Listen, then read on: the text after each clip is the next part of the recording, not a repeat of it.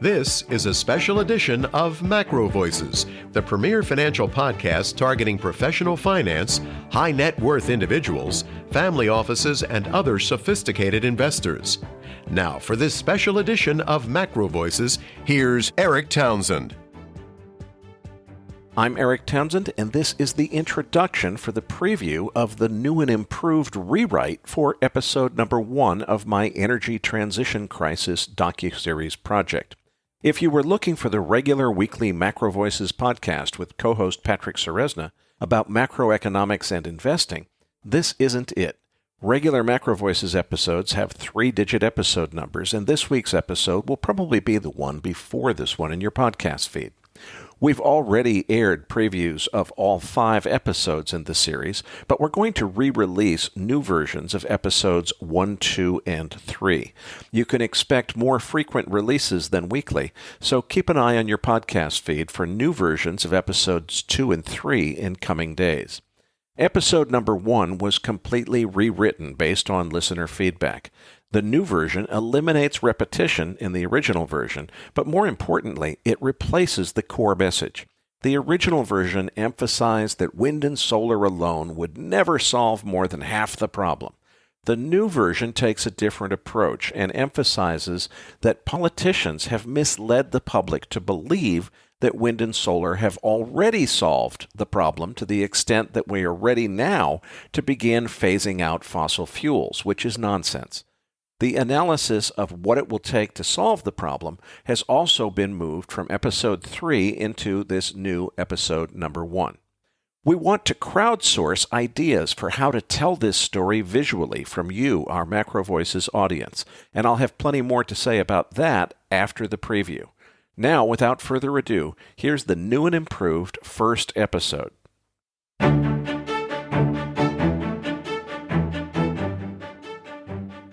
Episode 1, version 2.0. Why energy transition is the most important challenge humanity faces. The energy transition away from fossil fuels is the single most important challenge humanity faces in the 21st century. Even if you're a climate skeptic, the transition away from fossil fuels dependency is still essential to our survival, regardless of whether climate change poses an existential threat to humanity. The challenge that lies ahead of us is immense, but the opportunity is even greater. If we aim not just to replace fossil fuels, but to supply an even larger amount of clean, sustainable energy at an affordable cost, doing so will usher in a whole new era of human prosperity. I'm Erik Townsend. I was a software entrepreneur in the 90s and later went on to manage a hedge fund. I'm fully retired now, but I remain passionately committed to helping solve the greatest problem humanity faces, the global energy crisis that's certain to occur as we struggle to transition from fossil fuels to cleaner, greener sources of energy to power the global economy, while simultaneously decarbonizing our atmosphere. Politicians care most about getting votes and staying in power, so they favor telling people what they want to hear over telling the truth. They assure us they already have a plan to completely phase out fossil fuels and achieve net zero goals by 2050.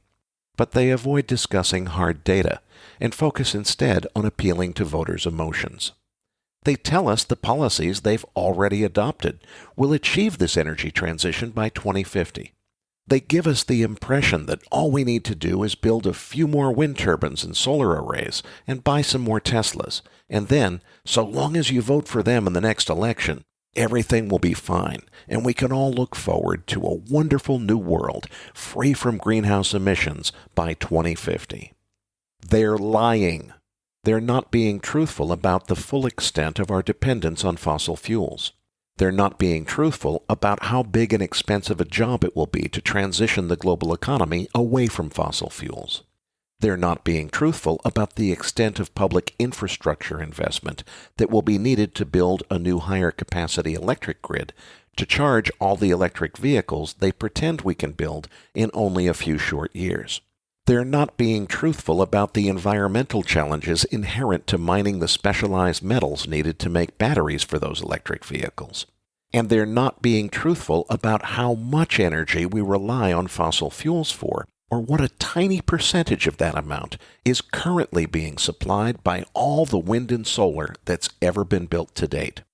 They pretend that their policies will be enough to achieve their stated goals by 2050, but they never admit how little progress has been made to date, even after 2 decades of subsidies. They're not being truthful about how much more clean energy will be needed to achieve the goals they falsely claim wind and solar alone can achieve by themselves.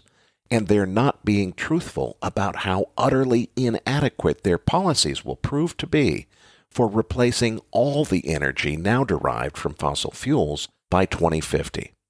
Instead of telling the public the truth about how big a challenge the coming energy transition will be and how long it will take, they've adopted tactics of appealing to emotion, political scapegoating, and use of hyperbole to avoid the cold hard truth, which is that the energy transition will cost more and take longer to achieve than they've led us to believe. This docuseries will replace emotion, scapegoating, and hyperbole with data, logic, and reason. We'll examine the energy supply and demand statistics in detail. We'll analyze how much reliance we currently have on fossil fuels and what it's really going to take to replace all the energy we now derive from fossil fuels with clean alternatives. And we'll take an honest look at how long all of that will take and how much it will cost. I'll tell you the whole story, including the parts politicians always leave out, such as how much environmental impact will be caused by mining all the copper and other metals needed to achieve this transition, and how much work it will be to build a new electric grid to recharge all the electric vehicles you've been hearing so much about. This episode includes a data-centric analysis of the energy transition challenges we face, and then goes on to examine the wind and solar energy initiatives favored by politicians and activists, explaining why they're a terrific start. But I'll also explain why wind and solar alone won't be enough to replace fossil fuels entirely. To phase out fossil fuels completely, we're going to need more clean energy than wind and solar alone can provide. I'll explain why in this episode. Then in later episodes, we'll examine where we can get the rest of the energy we need. We'll look at energy supply and demand data and analyze how much supply will be lost when fossil fuels are phased out, how much new clean energy supply is needed to replace it, and how much of the needed supply we can realistically expect to get from wind and solar. For climate skeptics, I'll also explain why this energy transition is absolutely critical to the advancement of humanity, regardless of whether you're persuaded that climate change poses an existential threat. Future episodes will explore where we can realistically get the additional clean energy supply that current initiatives alone will be insufficient to achieve, how long that will take, and how much it's going to cost. We'll also examine why policy mistakes that have already been made virtually guarantee that a global energy crisis will occur in the mid-2020s. I'll explain why it's already too late to avoid that crisis and what must be done to reverse the policy mistakes that caused it. I promise to tell you the truth about how monumental the challenge ahead of us truly is and what it's going to take to pull it off. But put your seatbelt on, because I'm not running for office and I'm not selling anything. So I'm not just going to tell you what you want to hear. Once we dispense with the politicians' energy transition propaganda, the truth about how big the challenge ahead of us really is, how long it will take, and how much it will cost just might scare you. Before we dive into the data, it's essential to understand just how much energy affects our standard of living and the quality of our lives. Societal complexity, and therefore the pace of advancement of humanity, is a function of the amount of abundant and affordable energy available to the economy. That's a somewhat nuanced but profoundly important statement, so let's examine its implications. Please ask yourself why it is that for about 200 years now, society has advanced much more quickly than it did for centuries before that. Today we live and work in high-rise buildings with heat, air conditioning, electric lighting, and modern plumbing. In developed nations, nobody builds their own home or grows their own food unless they have a personal passion for doing so. Instead, people are free to pursue higher education and then move on to choose from hundreds of careers that never even existed 200 years ago. If you look back in history for many centuries before that, the human experience was far more primitive than today, and the pace of advancement was much slower. University education was extremely rare, and few professions even existed, other than the most essential ones such as law and medicine. Firewood provided the sole source of heating and cooking energy. Plumbing hadn't been invented yet, and human slaves were the primary source of work needed to operate the farms and plantations which provided the food supply. Please ask yourself what changed that allowed society to progress so much faster in the last 200 years, so that we now live in high-rise skyscrapers and have the luxury of spending our leisure time reading social media on our smartphones, or even flying anywhere on Earth in just a few hours travel time. Most people answer that question by saying technology is the big thing that changed. There's some truth in that answer, but technology is actually a second-order effect, not the driving force. The true underlying reason that humanity has made so much more progress in the last 200 years than it did in the 500 years before that is a marked increase in the availability of cheap and abundant energy. With gasoline now costing more than $3.50 per gallon on average in the United States, it might not feel like energy is cheap right now. But when you consider that 1 gallon of gasoline produces the same amount of useful work as up to 482 hours of human labor, the right way to think about the cost of energy now versus 200 years ago is that a single gallon of gasoline costs $3.50, while the equivalent 482 hours of manual labor costs nearly $3,500 at the current U.S. minimum wage of $7.25 per hour. Energy is literally 1,000 times cheaper than it would be if we had to pay minimum wage workers to do the work now performed by gasoline-powered machinery. Even a top athlete can't do as much physical work in one day as the electricity you can buy for less than $50. And that's precisely the reason humanity has advanced so much in the last 200 years. Because cheap energy to supplement and replace human labor allows more work to be done much more quickly and efficiently than was ever possible before. The Industrial Revolution couldn't have happened until it was enabled by the invention of the steam engine. The newfound ability to convert the potential energy contained in coal into physical motion that could be harnessed to accomplish work and automate previously manual processes was the turning point in history, which everything else followed. James Watt refined earlier inventors' prototypes of the steam engine into a commercially viable product between 1763 and 1775. That's when the rapid pace advancement of human society over the last 2 centuries all started. The Age of Oil began in 1859 when Edwin Drake drilled the first oil well in Titusville, Pennsylvania. The discovery of rock oil was an even bigger deal than the steam engine. Petroleum and the abundant and relatively cheap products refined from it, such as gasoline, diesel fuel, and now jet airplane fuel, quite literally changed everything. The availability of abundant energy enabled the inventions of everything from the automobile to the airplane to mechanized farming equipment. Advances such as modern cities, public infrastructure, and high-rise buildings would never have been possible without modern heavy construction equipment, which is powered by diesel fuel refined from petroleum. Societal complexity is quite literally a function of the amount of abundant, affordable energy available to grow the economy. Please ask yourself how it's even possible that before the Industrial Revolution, people rationalized owning human slaves. The answer is that back in those days, there was no alternative to human labor to operate the farms and plantations that supplied all the food. As shocking and immoral as it seems to us today, back when there was no mechanized farming equipment, human slavery was rationalized as necessary. It's no coincidence that the abolition of slavery coincides with the dawn of the age of fossil fuels.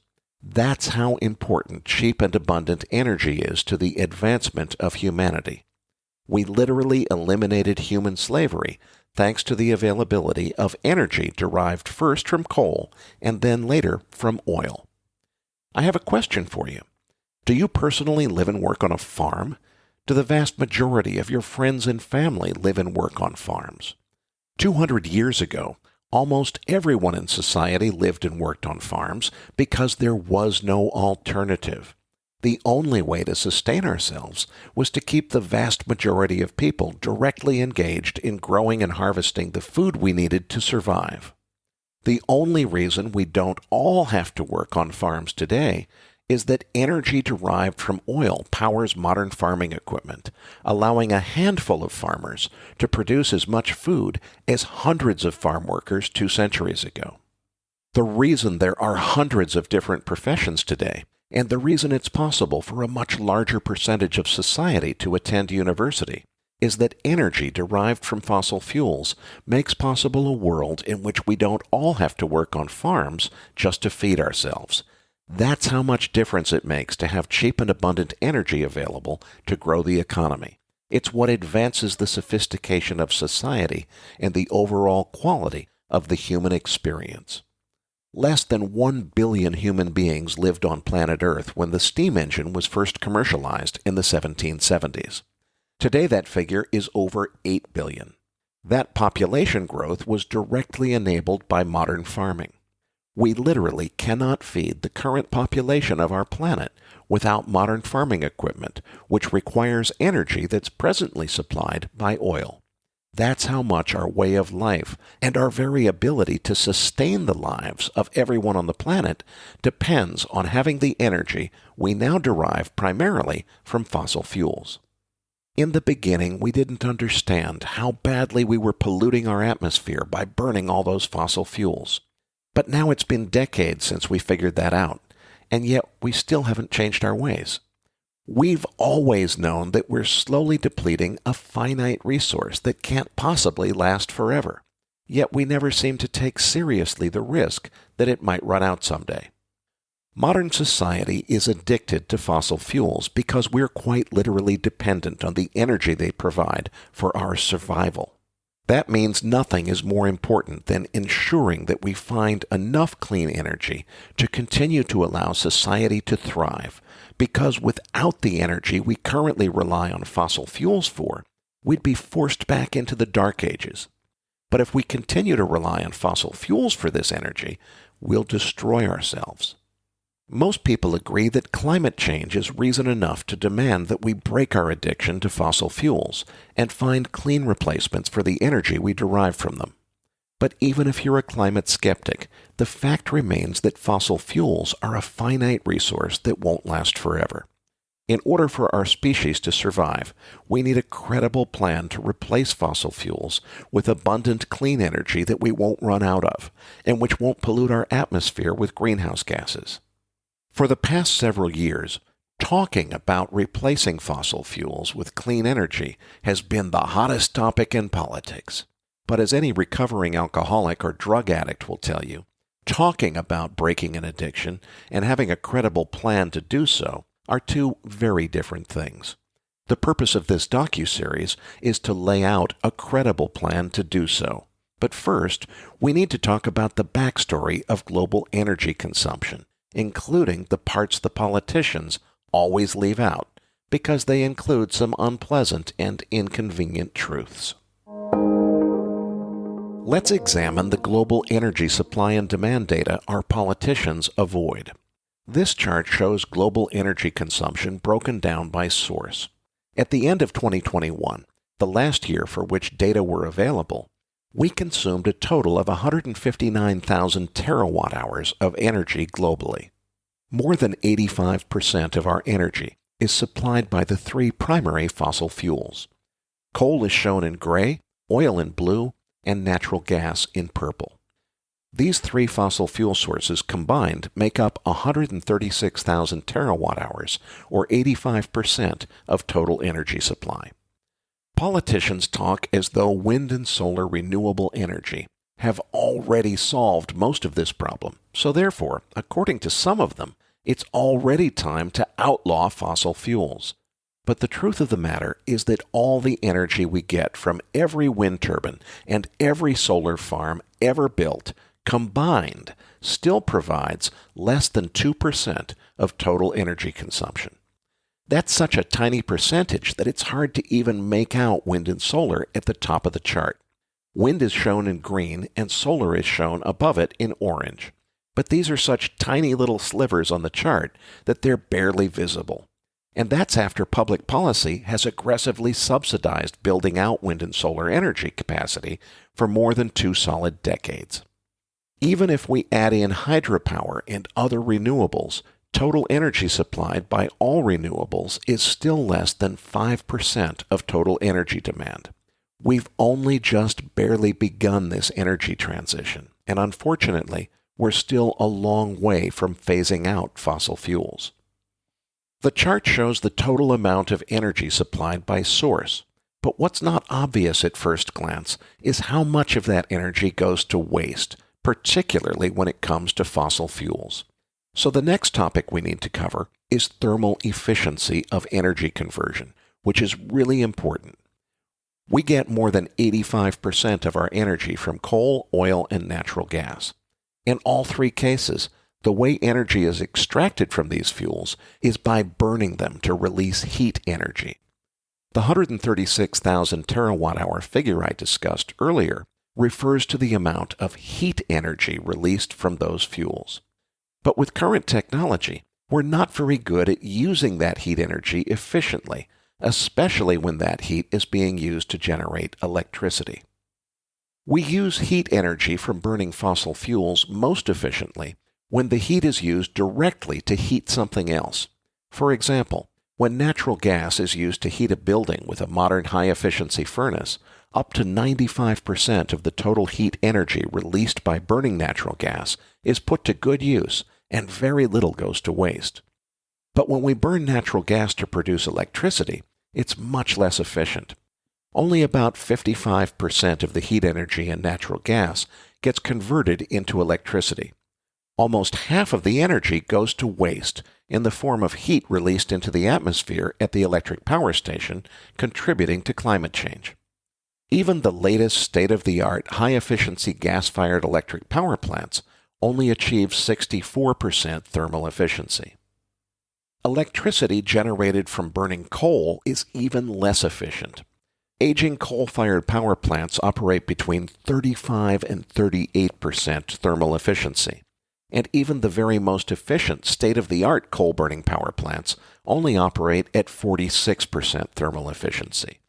More than half the energy released from burning coal goes right up the smokestack, along with all the greenhouse gases given off from burning all that coal. Nuclear is much better than coal, but even the most efficient nuclear plants still waste half the energy produced by the reactor. Internal combustion engines are even worse. Most gasoline engines operate at around 20% thermal efficiency. That means when you spend $100 filling your car's tank with gasoline, $80 of your hard-earned money will go to producing heat and greenhouse gases that all come out the tailpipe and do nothing to propel your vehicle. Only 20% of the energy released from your $100 fuel purchase was used to propel your vehicle. The latest high-efficiency diesel engines can operate at up to 40% thermal efficiency. But even then, more than half your money is being spent polluting the atmosphere and nothing else. Less than half the energy released by burning fossil fuels in any internal combustion engine is used to propel the vehicle. Thankfully, electric motors are much more efficient. We could make do with only half of the 136,000 terawatt-hours of thermal energy we presently derive from fossil fuels if we could magically convert heat energy into electricity with 100% thermal efficiency and zero waste. Promoters of wind and solar renewables often argue that because wind and solar produce electricity directly without needing to convert heat into electricity, the amount of renewable energy needed to replace fossil fuels is much smaller than this chart would seem to suggest. Some will even try and argue that 2/3 or even 3/4 of the fossil fuel energy shown on this chart goes to waste, so therefore the amount of wind and solar needed to replace it is actually just 1/4 to 1/3 of the 136,000 terawatt hours implied by the chart. That's partly true, but it's not as simple as they sometimes try and make it out to be. To understand this issue, it's essential to first understand the difference between baseload and intermittent electricity sources. Electrical demand is neither constant nor predictable. This chart shows typical electrical demand over the course of a 24-hour period. Demand is lowest in the overnight period when people are sleeping, and relatively little energy is demanded. Of course, electricity is always being consumed. Refrigeration is just one example of something that demands electricity on a 24/7 basis, regardless of whether anyone is awake or what they're doing. The electricity demand which exists 24/7 is known as baseload demand. But then there are peak demand periods, such as meal times, when energy is demanded for cooking.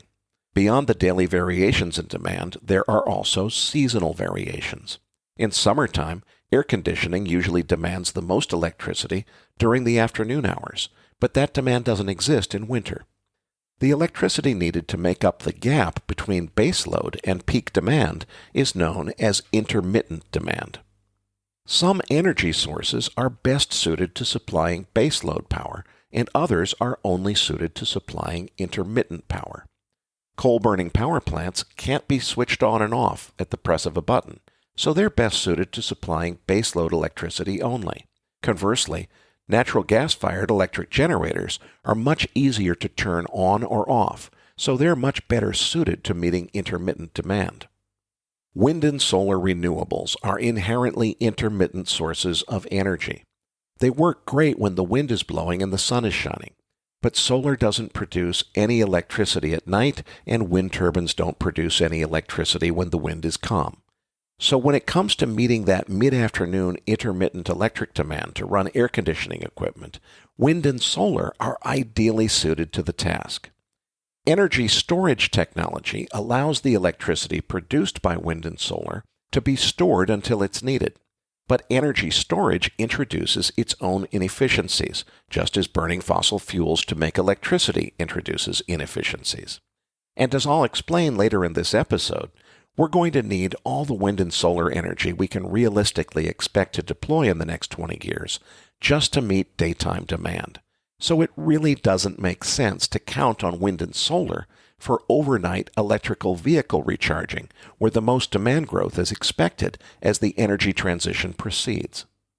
This is today's version of the daily cyclical demand chart, but the energy transition is going to change the picture. Currently, less than 5% of vehicles on the road are electric, so recharging them doesn't contribute much to overnight electric demand, at least not yet.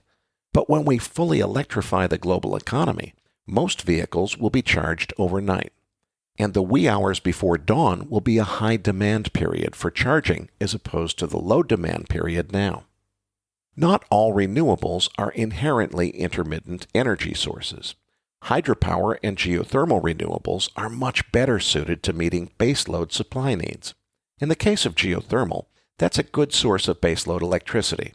And if we can achieve a few technological advances, geothermal has the potential to go from a good source of baseload power to a terrific source. So terrific that I've dedicated the entire third episode of this docuseries to it.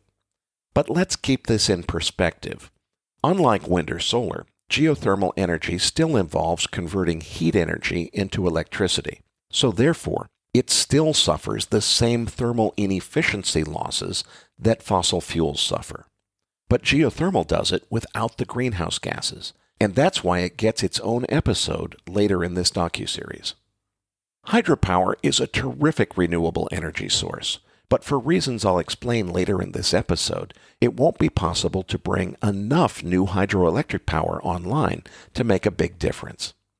Now that we're armed with an understanding of baseload versus intermittent electricity, let's return to the energy demand chart. As much as 2/3 of all the energy released by burning fossil fuels goes to waste. The primary reason such a huge percentage of that energy is wasted is the incredible inefficiency of internal combustion engines, which waste 80% of the energy contained in the gasoline they burn. When it comes to making electricity from fossil fuels, the process is quite wasteful, but nowhere close to as wasteful as internal combustion engines. Just less than half the energy gets wasted when natural gas is burned to make electricity. It's true that the oldest and least efficient coal-burning plants waste almost two-thirds of the energy they consume, but it's also true that modern high-efficiency coal-burning power plants only waste just over half the energy released by burning coal. Wind and solar only enjoy the efficiency benefits of generating electricity directly when those inherently intermittent energy sources are consumed immediately as the energy is being produced. But if the energy they produce is stored for later consumption, that introduces inefficiencies, just like burning fossil fuels does, but thankfully without the greenhouse gas emissions. Bottom line, wind and solar can contribute to intermittent daytime peak demand in a much more efficient way than fossil fuels do today, and that's terrific progress. But I promise to be honest with you about the extent of the challenges we face, and the unfortunate truth is that even with energy storage technology, wind and solar are not well suited to supplying baseload electricity. Turning heat into electricity with zero waste and 100% thermal efficiency is impossible. But to my thinking, if we sent humans to the moon more than half a century ago, we ought to be able to figure out how to do a whole lot better than wasting more than half of the energy we derive from fossil fuels when they're used to make electricity.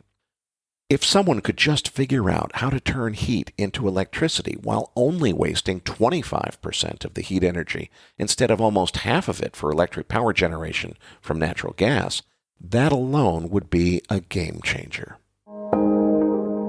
For humanity to advance, we need a solid plan for replacing all the energy now supplied by coal, oil, and natural gas with clean, environment-friendly substitutes. Replacing fossil fuels is a much bigger undertaking than most people appreciate, and it will take decades. The purpose of this docuseries is to do what politicians have been afraid to do. We're going to work from hard data rather than emotion, be honest about how big the problem really is, and then explore the realistic options we have for replacing all the energy presently derived from fossil fuels. Wind and solar are a super important part of the solution, but they're only part of any realistic solution. 165 years after it began in 1859, the age of oil is finally slowly coming to an end. Fossil fuels won't go away as quickly as our politicians would like to pretend, but they absolutely do need to be phased out. Regardless of whether you personally believe that climate change poses an existential threat to humanity, an immutable fact is that fossil fuels are a finite resource that won't last forever. Even if we try and extend the age of oil, the cost of oil production will continue to increase as a percentage of global GDP, and that will retard the pace of societal advancement. The pace of societal advancement has measurably slowed just in my own lifetime, and a big part of the reason is that gasoline no longer costs 30 cents a gallon like it did when I was a kid. Don't write that off as inflation. Gasoline in the United States cost about 31 cents per gallon in 1972. Adjusted for inflation, that's about $2 per gallon in today's dollars, or just more than half what gasoline actually costs today.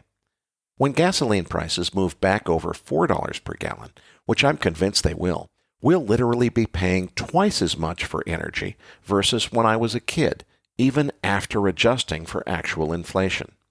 Remember, societal complexity and the pace of human advancement is a function of the amount of cheap and abundant energy available to the economy. If $2 per gallon gasoline in today's dollars was still the going price of gasoline, a whole lot more progress could be made because the cost of energy, which ultimately determines the pace of societal advancement, would be about half what it is today. When gasoline prices eventually rise over $6 per gallon, as I'm convinced they will by 2025, we'll be paying 3 times as much for energy as it cost when I was a kid. and that directly translates to societal advancement slowing markedly from the pace it advanced during my childhood. How many years are left before energy derived from petroleum becomes prohibitively expensive is a matter of debate, but at this point it's an academic debate. Replacing fossil fuels with cleaner and greener energy sources is the most important challenge humanity faces. Decarbonization for the sake of arresting climate change is reason enough for most people. But even if you disagree with that sentiment, the fact remains that fossil fuels are a finite resource. We're not running out of oil yet, but the incremental cost of production will continue to increase as more and more technological innovation is required to extract oil from the Earth's crust. I'll explain why in more detail in the next episode of this docuseries. Many people have been misled to believe that electricity or hydrogen are viable replacements for fossil fuels, and that the electric vehicle revolution already underway is going to solve our addiction to gasoline and diesel fuel. That simply isn't true, so let's focus on that subject next. Electrifying the global economy is a very important part of a larger strategy to replace fossil fuels with clean alternatives. Electric vehicles have already replaced almost 5% of vehicles powered by internal combustion engines, and we need to accelerate that trend. It's an important step toward energy transition, but it's not a solution unto itself. Electricity and hydrogen are not and will not ever be a source of energy. To say we're going to replace fossil fuels with electricity or hydrogen simply doesn't make sense. Electricity is a wonderfully versatile way of transmitting energy from where it's produced to where it's needed, and electricity achieves that with almost no pollution. So electricity is definitely part of the solution, and hydrogen will be as well. Yet another way to move energy from where it's produced to where it's needed is called ammonia liquid fuel. But neither electricity nor hydrogen nor ammonia are energy sources. It's true we can power vehicles with electricity, hydrogen, or ammonia, but that electricity or hydrogen doesn't grow on trees, nor does ammonia. There are no electricity mines or hydrogen wells. Electricity, hydrogen, and ammonia all have to be produced from energy derived from another source. In the case of hydrogen, it's an element that occurs in nature, but there's no natural source of pure hydrogen. To get pure hydrogen suitable for use in a hydrogen fuel cell, you have to consume energy produced from another energy source in order to separate and compress the hydrogen into a usable form. To generate electricity, we still need another energy source from which that electricity can be generated. So the right way to think of electricity is that it's a clean, environmentally friendly way to transmit energy from where it's produced to where it's needed. When energy is needed to propel a vehicle or in any other application where it's not practical to connect directly to the electric mains, the preferred solution is to use the electric mains to recharge a battery that powers the vehicle. Hydrogen is not an alternative to fossil fuels. Rather, hydrogen is an alternative to batteries. It's another way to allow a vehicle to be powered from energy that was produced somewhere other than where it's being consumed by the vehicle. Hydrogen fuel cells can store more energy per pound of weight than batteries, so they're favored in applications that require more energy than batteries can supply. Ammonia is another way to move energy from where it's produced to where it's used. It's a liquid fuel made by consuming energy produced by another source such as wind or solar. Its advantage over hydrogen is that in many cases it can be used as a direct replacement for diesel fuel, allowing existing diesel engines to burn a clean fuel that doesn't produce carbon dioxide emissions. There aren't many viable options for replacing baseload electric power generation, which is primarily supplied by burning coal today. We'll explore those options in detail in later episodes. The challenge is not just to replace the electricity we get from coal with something cleaner. We're going to need much more electricity than we ever needed before. The electric vehicle revolution is a desperately needed step toward clean energy transition.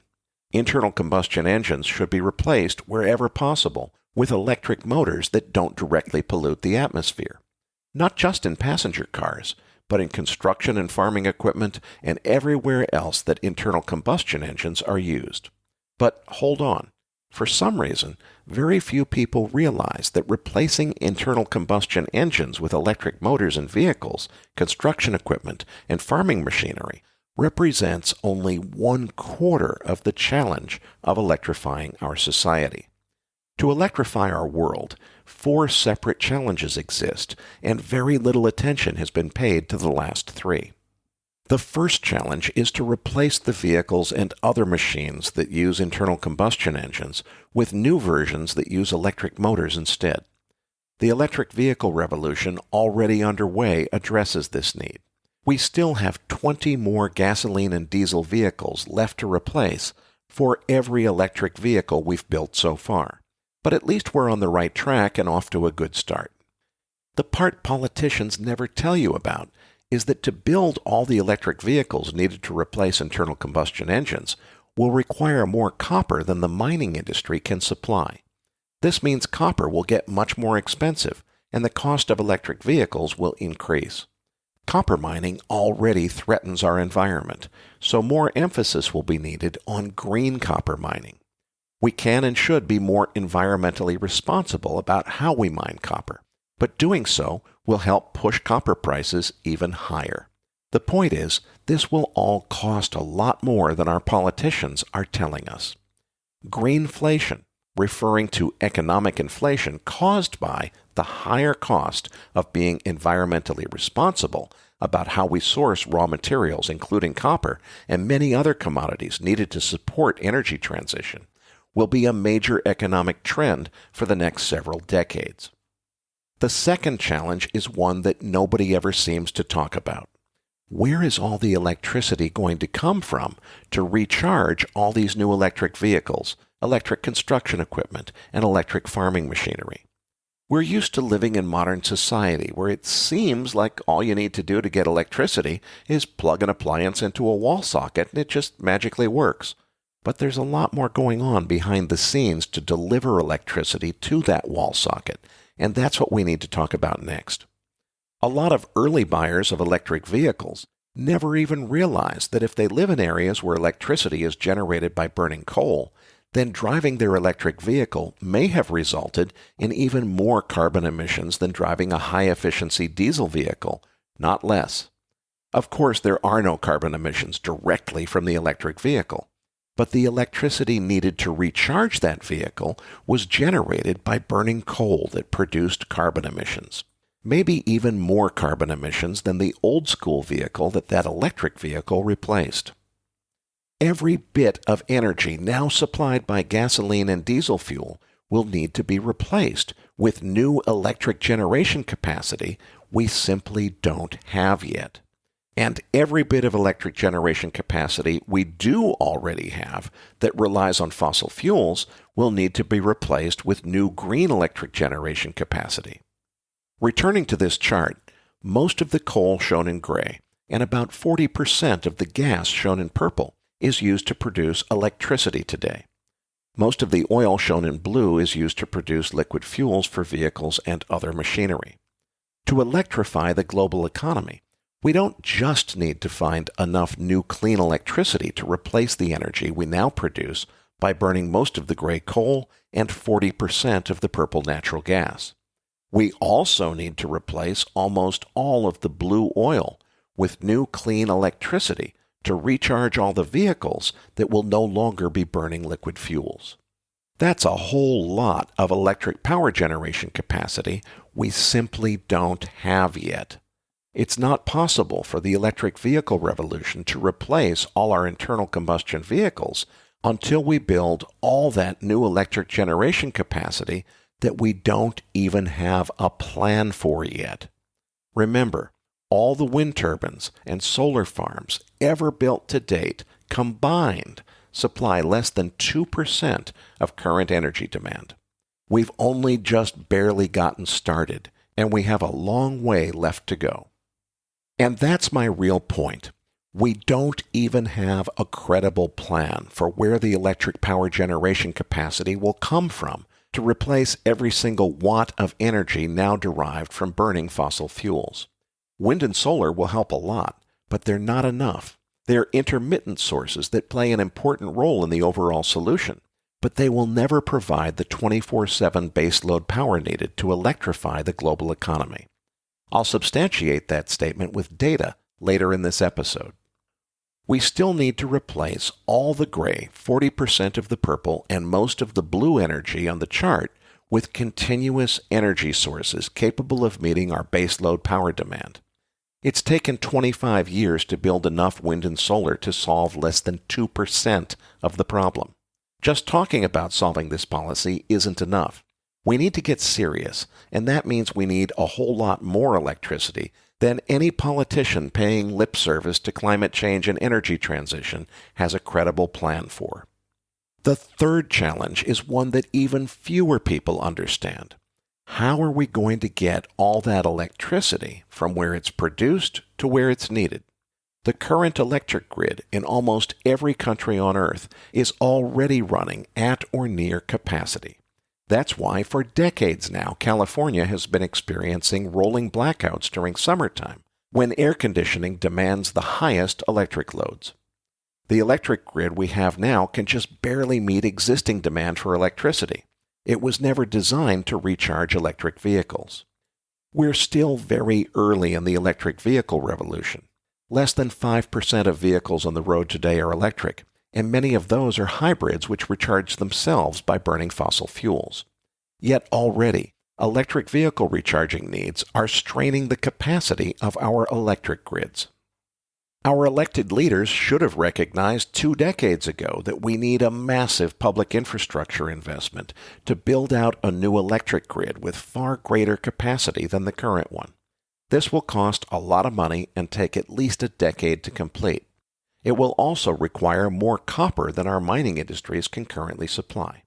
Those 2 immutable facts are the real inconvenient truths that we should be talking about in public policy debate.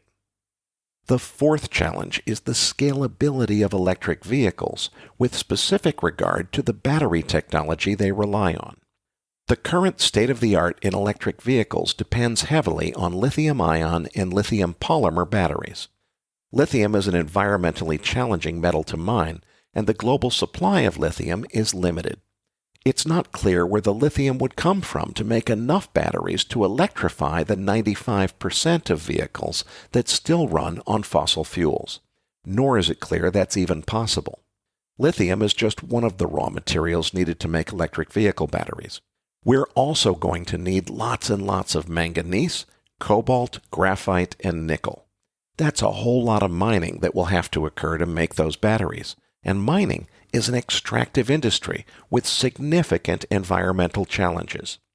Those environmental challenges are the reason politicians never seem to want to talk about this essential part of the energy transition.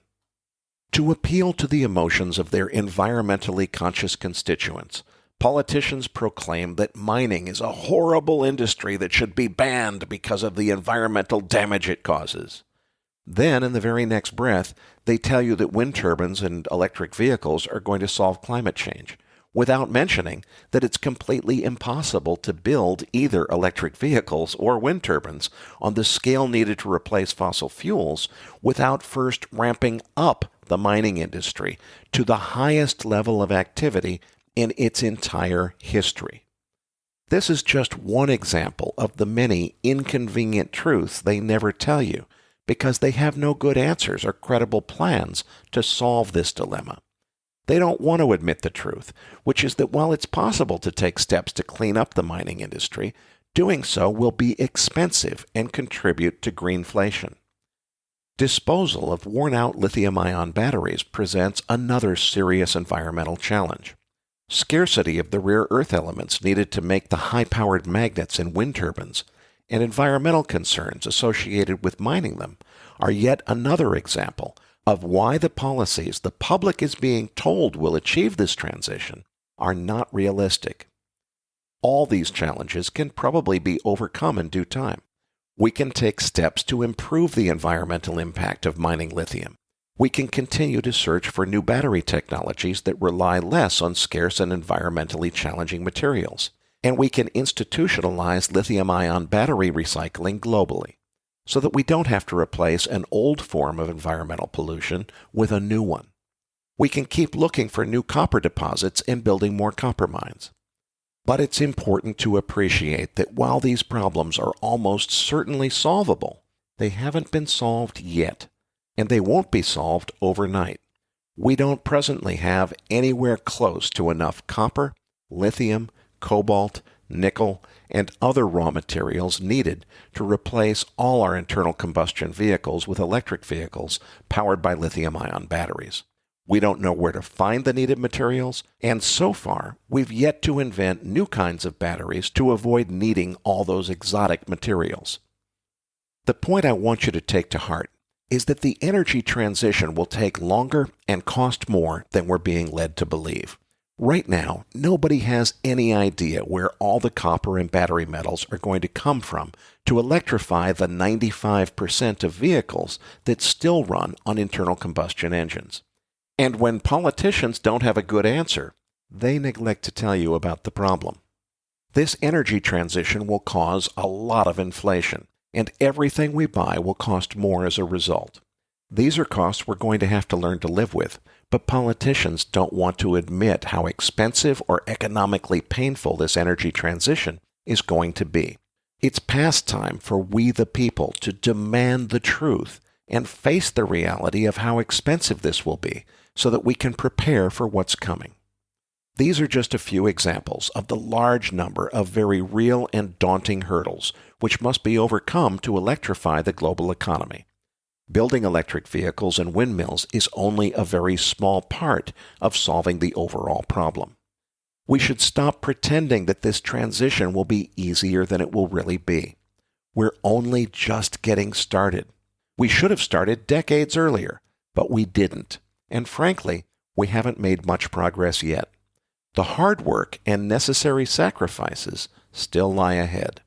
What we need to do now is to start being realistic and looking at the problem in terms of logic, reason, and hard data in place of emotion, hyperbole, and political theater. Now let's examine what it's really going to take to replace fossil fuels and whether current renewable energy policy initiatives alone will be enough to solve the problem by 2050 as advertised. Global energy demand is expected to grow by at least 15% by 2050. Meaning that the total amount of energy we need will grow from 159,000 terawatt-hours today to at least 183,000 terawatt-hours by 2050.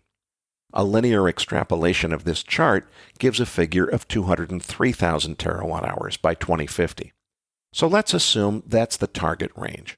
By 2050, we'll need somewhere between 183 and 203,000 terawatt-hours of thermal energy. And let me be first to say that while we should definitely work to conserve energy and stop wasting it, more energy is still better. The more cheap and abundant energy we can supply to society, the more able we'll be to lift billions of people around the globe out of poverty and accelerate the pace of advancement of the human race. Let's assume that the goal is to completely phase out fossil fuels by 2050. That means we're going to lose 136,000 of the 159,000 terawatt-hours of total supply we currently have. Existing fossil fuel energy sources currently provide 23,000 terawatt-hours, and less than 8,000 terawatt-hours of that comes from renewables. Since we need somewhere between 183 and 203,000 terawatt-hours to completely phase out fossil fuels, we need to somehow bring between 160,000 and 180,000 terawatt-hours of new clean energy online between now and 2050. That's going to be a real challenge. The first question to ask is which clean energy sources can realistically grow to meet expected demand. Renewables are the most environmentally friendly, so we should start there. The four commonly recognized renewable energy sources are hydroelectric, wind, solar, and geothermal energy. Hydroelectric power is a terrific source of clean renewable energy, But unfortunately, it only works in places with waterways that are conducive to building that kind of power generation. As Peter Zahan wrote in his recent book, all the best geographically promising opportunities for hydropower around the globe have, for the most part, already been developed. That explains why the growth of hydropower in recent years has been so much slower than the growth of wind and solar. So unfortunately, we can't expect hydro to solve a big share of the problem. But let's be optimists and assume that by 2050, we could double the 4,274 terawatt-hours of clean energy we currently get from hydro. We already produce 1,892 terawatt-hours of clean electricity from wind and another 1,033 terawatt-hours from solar. For the last 5 years, we've added an average of 180 terawatt-hours of wind and 141 terawatt-hours of solar capacity annually. But there's good reason to be a lot more optimistic than using the trailing 5-year average to project future growth. 2021, the last year I have data for, was wind and solar's best year yet, with wind adding a whopping 266 terawatt-hours and solar adding 186 terawatt-hours of new capacity in 2021. Wind uses much more acreage per megawatt than solar, and we're eventually going to have difficulty finding enough space to install new wind turbines. But let's be really optimistic and assume we can eventually double the 2021 record of 266 terawatt-hours in a single year to 532 terawatt-hours per year in future years, and sustain that average rate of growth all the way to 2050. That means we can expect to add as much as 14,364 terawatt-hours of new clean wind energy by 2050. Put another way, we can expect to have more than 8 times as much clean energy from wind by 2050 as we have today. I'm even more optimistic for solar because it consumes less acreage per megawatt, and because the cost of photovoltaic solar cells has been dropping very consistently for several years. So let's really go out on a limb and aim to triple 2021's all-time record for new solar power installations and sustain that average annual rate of development all the way to 2050. Now we're really getting somewhere. That's another 15,066 terawatt-hours of clean solar energy we hope to bring online by 2050. Between wind, solar, and hydro combined, that's almost 34,000 terawatt-hours of clean electricity we can get from aggressively building out these renewable sources. And that's a lot. It's still less than coal at 45,000 terawatt-hours, but that 45,000 terawatt-hour figure for coal is thermal energy. Remember that the thermal efficiency of fossil fuels is terrible when they're used to generate electricity. Intermittent renewables like wind and solar can't solve our need for 24/7 baseload power supply unless you employ energy storage technology to make the energy produced by wind and solar available for later use when it's needed. And doing that introduces significant inefficiencies, similar to burning fossil fuels to make electricity, but without the greenhouse gases. But let's ignore all that for now, and give wind and solar credit for being clean sources of electricity, which don't suffer those big thermal efficiency losses of fossil fuels when the energy they produce is consumed immediately. If we look at it that way, it's reasonable to double the 34,000 terawatt-hour figure to 68,000 terawatt-hours of equivalent fossil fuel thermal energy needed to produce the same amount of electricity from natural gas. Frankly, I'm skeptical that this hypothetical scenario is even possible, because I've completely ignored a whole bunch of challenges to sustaining that kind of wind and solar growth, such as shortages of rare earth elements needed to make the wind turbines, and environmental challenges to producing solar cells on that scale. But my real point is this: even if we take the most optimistic view possible and give wind and solar the benefit of every doubt, we still end up with only 34,000 terawatt-hours of clean electricity, or the equivalent of what we could produce from the thermal energy of 68,000 terawatt-hours of fossil fuels. Even after ignoring the challenges that I expect will make it difficult to grow wind and solar as aggressively as I've described, and even using the most optimistic growth estimates I can fathom, we still end up with renewables only meeting about 35% of total energy demand by 2050. It's long past time to get serious about figuring out where we're going to find the other 65%. I only know of 2 realistic sources for producing that much electricity. We need to pursue both of them aggressively in parallel with wind and solar if we want to get serious about solving our energy problem. So 3 full episodes of this docuseries will be dedicated to where we can find the 113,000 terawatt hours of baseload energy supply needed to complement wind and solar in order to completely replace fossil fuels by 2050.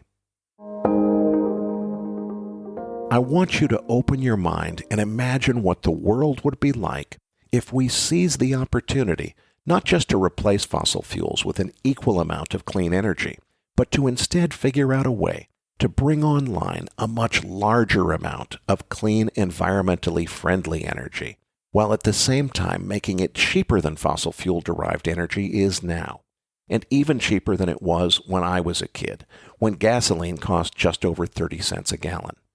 What if we could figure out a way to replace fossil fuels with new sources of clean, environmentally responsible energy, which would cost the equivalent of gasoline prices well below $1 per gallon in today's inflation-adjusted dollars, or about 26 cents per liter if you prefer metric measures? If energy from fossil fuels made it possible to abolish slavery, made higher education available to the masses, got most of us off the hook for having to work on farms, and created a society with hundreds of occupations to choose from, can you imagine what would be possible if we went through another similar magnitude increase in the amount of cheap and abundant energy available to advance society?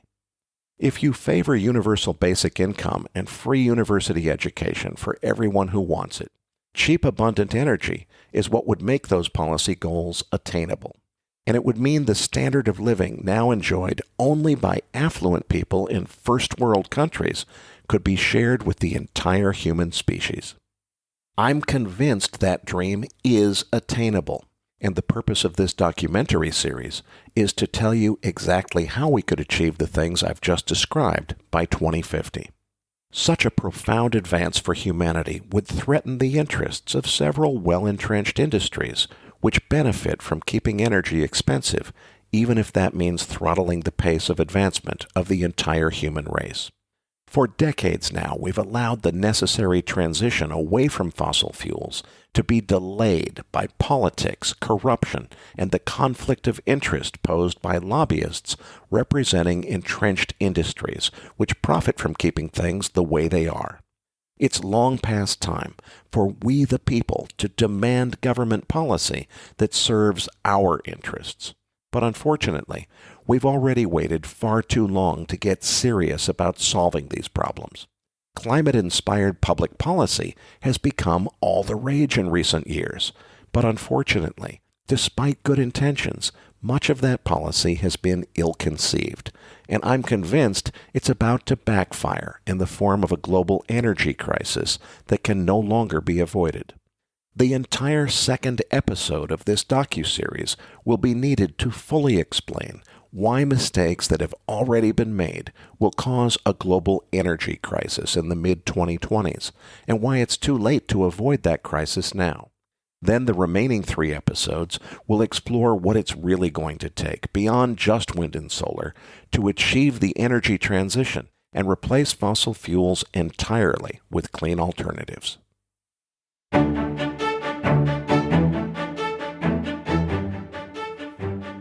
I hope you enjoyed this preview. Please remember, this was just a preview of the audio track. And please do not promote this project on social media quite yet.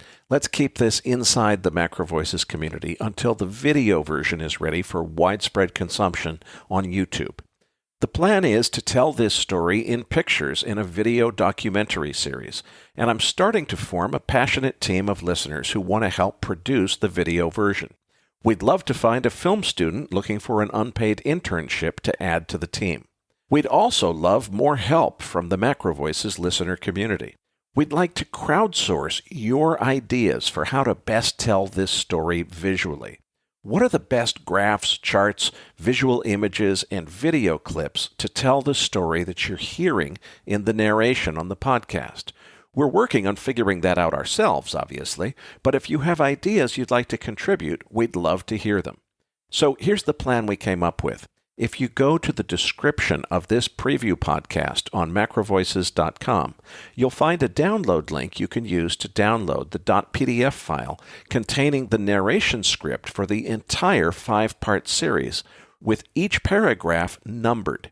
If you have a graph, chart, image, or video clip that you think would help tell the story, or just an idea for how we should visually tell the story for a particular paragraph, please send an email to us at energydoc@macrovoices.com and include the paragraph number or numbers that your suggestion pertains to in the subject line. That way, when we edit that episode, our video editor will be able to search the emails we receive by paragraph number. So it's important to get the paragraph numbers into the subject line of the email. We'll use them to source ideas on how to tell the story visually from your suggestions. If you have several different, completely unrelated suggestions, it's best to send them to us in separate emails with the relevant paragraph number in the subject line of each email, since that's how we'll be sorting through the emails that we receive.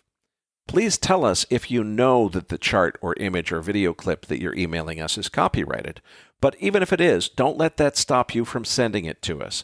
If we receive copyrighted materials, we can either solicit the copyright owner for permission to use them, or we can just be inspired by your idea and either make our own chart or look for another similar chart or image or whatever it is that isn't copyrighted.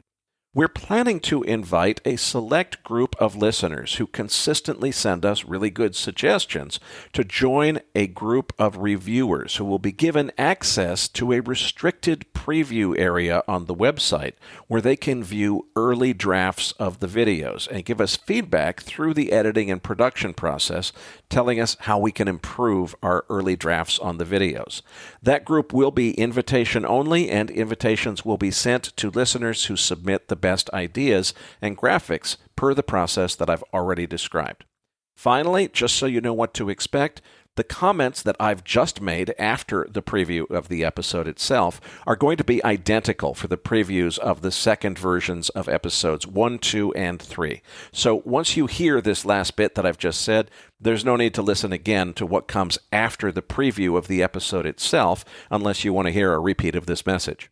The comments before the episode will be different in each episode and will overview what's changed in that episode since the first version. Thanks again for listening, and I hope you enjoy this docuseries. I'm really excited about it.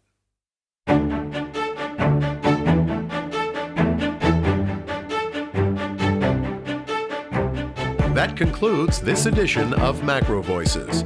Be sure to tune in each week to hear feature interviews with the brightest minds in finance and macroeconomics. Please register your free account at www.macrovoices.com. Once registered, you'll receive our free weekly Research Roundup email containing links to supporting documents from our featured guests and the very best free financial content our volunteer research team could find on the internet each week. For more information, visit macrovoices.com.